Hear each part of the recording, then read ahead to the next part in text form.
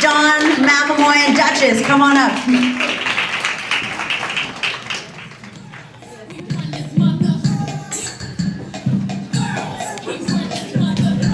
You're running this. Who's running?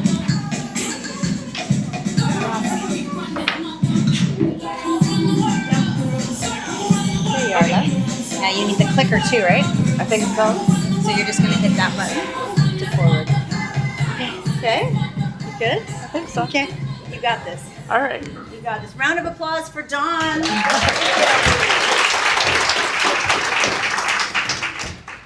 Yes.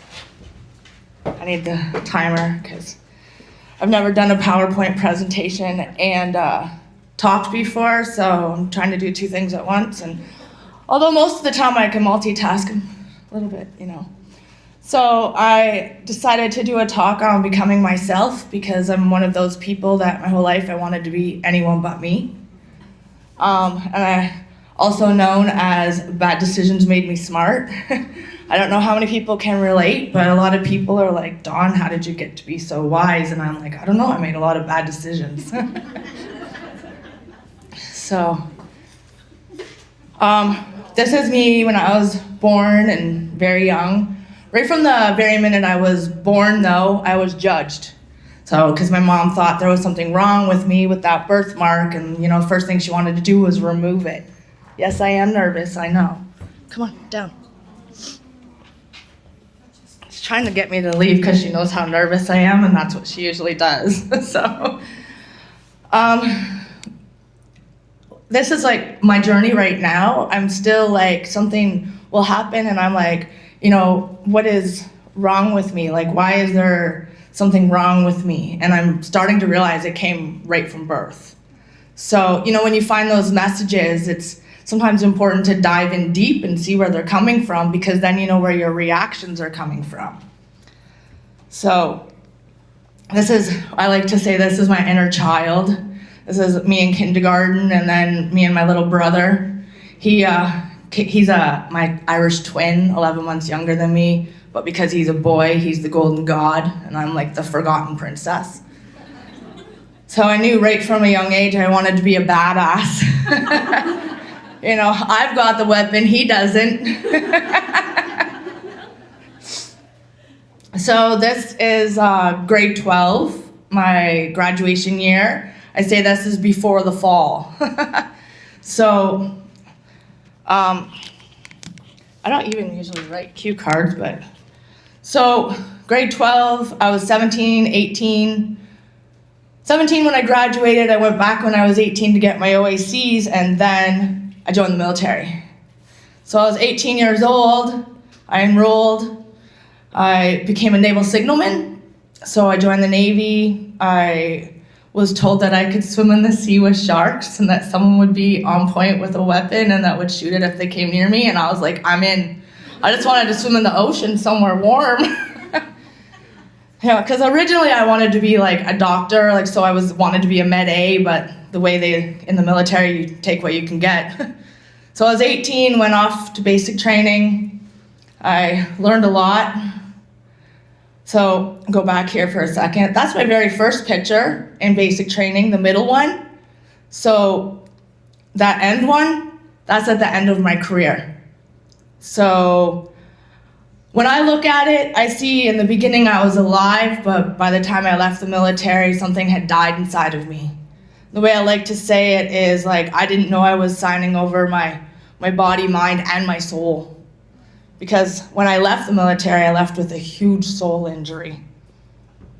So when I got home, even though the military told me I would never have children, I ended up with my beautiful son, Drake, who changed my life. You know, he gave me a reason to live.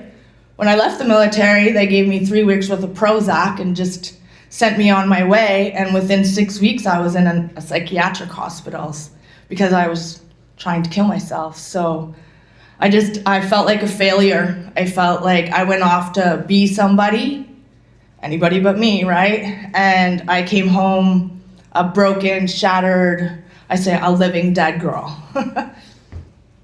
So in 1998, I had been married for 2 years, just given birth to another little boy, and I had found another woman who had been assaulted in the military. Our lawyer connected us, and because of her and I, they found 12 other women, and there was 4 articles written that year. There was lots of cries for like, we'll do better, and all of this. This was 1998 that this came out, and it was unfortunately swept under the rug, and they said they were gonna do things. Little things happen, like sharp training, and, I didn't realize the impact it had. For 20 years, I thought I did a bad thing, and I wouldn't even really tell people who I was.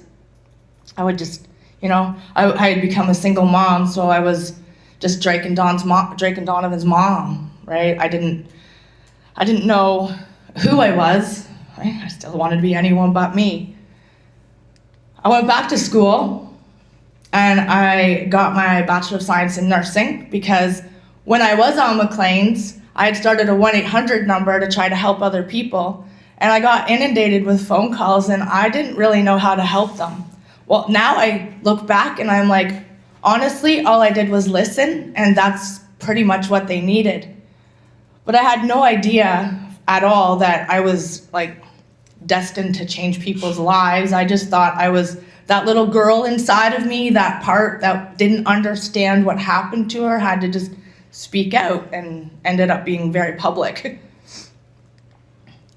In 2012, my little granddaughter was born. She changed my life. She gave me a reason to live. So even though my boys, they were growing, and when they get to be 17, 18, they don't need you anymore. And as a mom, when you've dedicated your whole life to those boys and you've done unspeakable things to feed them and keep a roof over their head, and then they don't need you anymore, you kind of lose your sense of who you are. It's that label of mom, and then your empty nest, kind of. So when Stacy came along, well, great, here's a girl. Oh no, right? I was so worried about trauma and things, and she lived with her other grandma for most of her life, but she's grown up into a remarkable young woman. She's living out in Edmonton now. And in 2018, I had just left my 3rd abusive marriage, and I had kind of was like my 3rd abusive marriage. I kind of say I was like Sleeping Beauty. I was asleep for like 16 years, sleepwalking through life. I was walking but not progressing. So I decided I was going to take back my power, and I call this the tale of heaven and hell. I wrote a blog about it. I got multicolored wings so that to represent a new beginning, and it was like every feather was a different trauma that I had overcome. And it reminded me that I'm not that Maclean's cover, I'm not that abused woman, I'm not the woman that keeps choosing the wrong men, and I could begin to take myself back. So it's kind of the beginning of finally wanting to be me. So I think, where am I here? All right, well, I have a little short story to share with everyone here. I was driving down the road, and I think this wasn't long after the last Fearless Woman Summit I did in Ottawa. And I was driving, and the song, The Greatest Showman, This Is Me, came on the radio in my car. And it says, when the sharpest words want to cut me down, I'm gonna send a flood, gonna drag them out. I am brave, I am bruised, I am who I'm meant to be. This is me. Look out, 'cause here I come, but I'm marching on to the beat I drum. I'm not scared to be seen. I make no apologies. This is me. So while this song was playing, I had a little vision. Of course, I'm driving, but this happens to me a lot, because when you're driving, you're in that automatic mode. And while the song was playing, it was like the 19-year-old version of me stepped out of me and started clapping.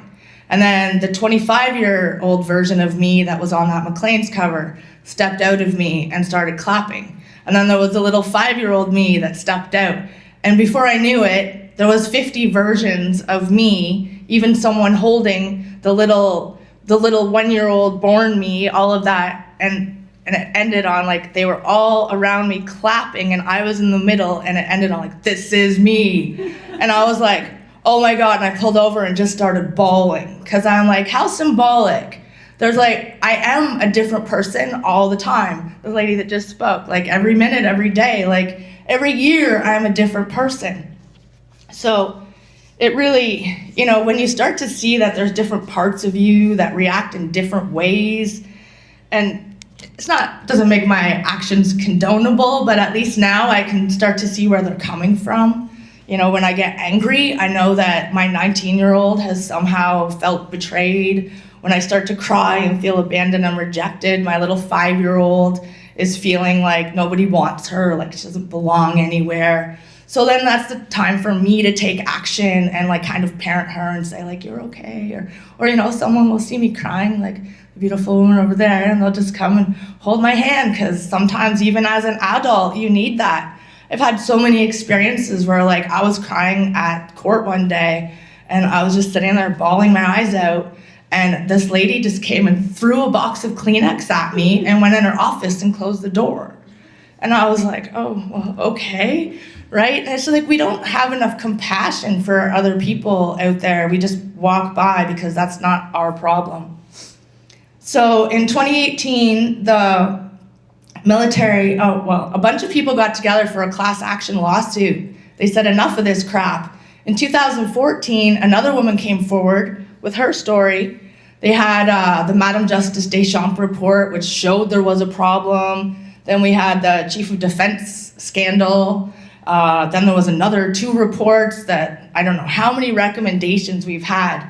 So the class action lawsuit, they came out and they said they were going to squash it. But it happened to be on the anniversary of my assault, and I was like, oh, no, not today. So I called every news agency I could, and I was like, yeah, I want to do something, because like this, I know lots of people this has happened to. This isn't just me. And I felt in some ways like being on that cover gave me some clout to say like, hey, this is still a problem. So I came forward. We actually won the lawsuit. There was 22,000 plus applicants. 25% were male. So that, I always say, if I was the problem, then how did 22,000 people, sign up for the lawsuit?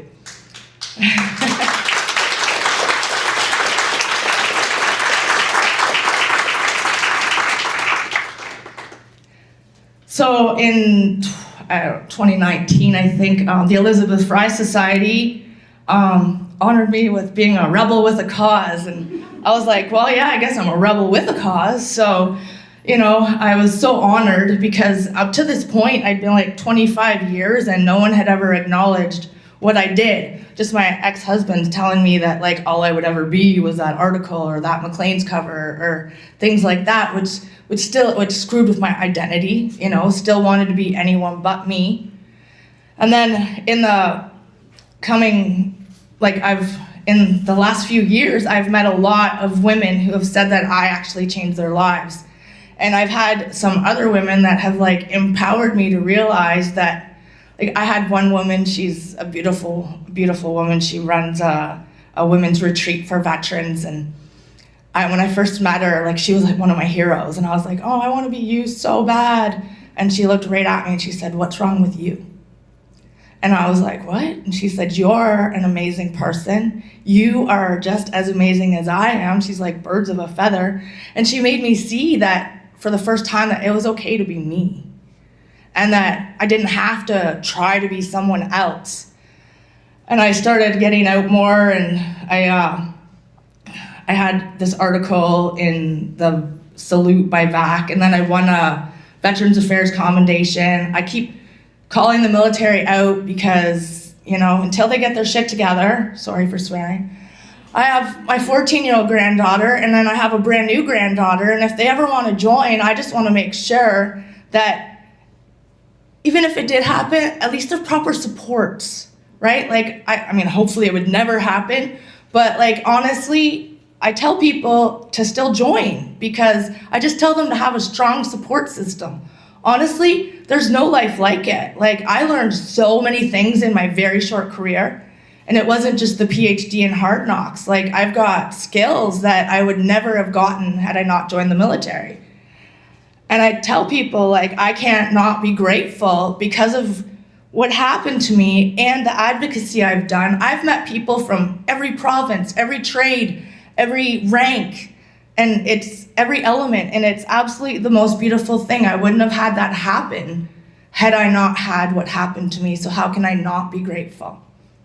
And I got a Paul Harris Fellow from the Kawartha Rotary Club, and I was there and I was like, I don't know why I'm here. I just do the right thing because it's the right thing to do. And she said, that's why you're here, Dawn. I took my grandma, she's 100. Yeah, so it was funny, they were talking about horse and buggies and their uncles, and my grandma's like, we took a horse and buggy to town, and the lady's like, what, how old are you? Because nobody believes that she's 100. And then I won my Minister of Veterans Affairs commendation, and that was super cool. I waited, like, it was a long time coming, but I had met this minister, Jeanette Pepitas Taylor, and she was the best Minister of Veterans Affairs we've ever had. She actually listened. There's so many ministers that don't even acknowledge us. They just like half listen. And then I'm trying to brag myself up here because these were all a part of becoming who I am. So that's my top 20 women in defense and my medal. And then this is my new granddaughter that I have to keep going for. So, you know, she's new and there's 100 years between her and my grandma. So I want to be the best version of myself, even though I have sort of passed the cycle on to my son because I didn't respect myself and I didn't, know what I was doing when he is growing up.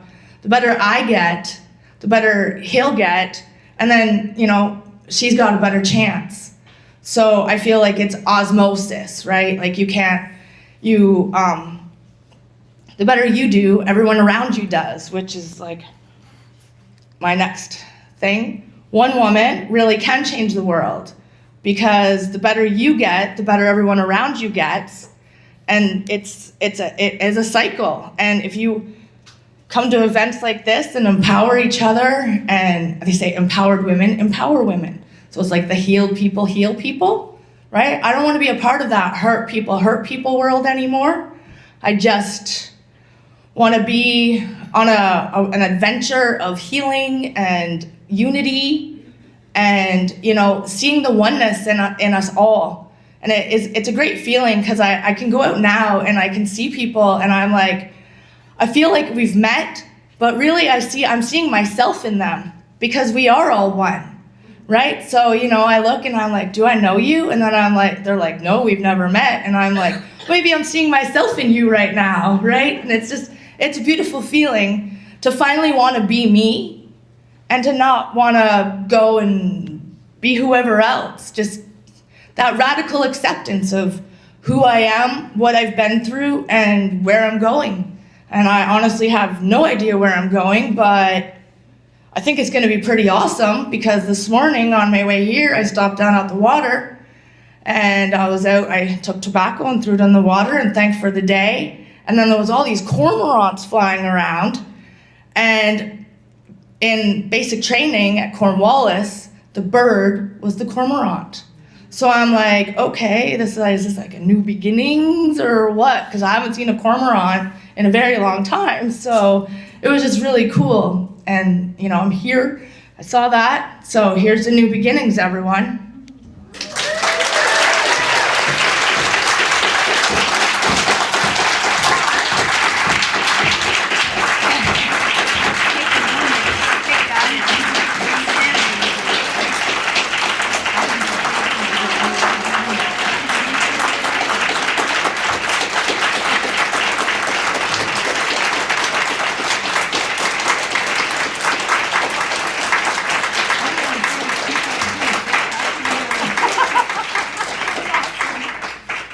amazing.